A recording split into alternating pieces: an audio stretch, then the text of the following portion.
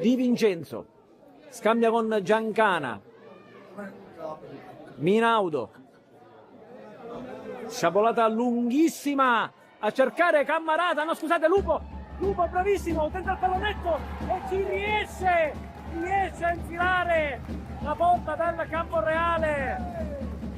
Bellissima azione con la sciabolata lunga di Minaudo, Vincenzo stop e trafigge Gallina. L'ingresso di Giambrone è anche un attimo per compensare adesso l'ingresso di Caradonna.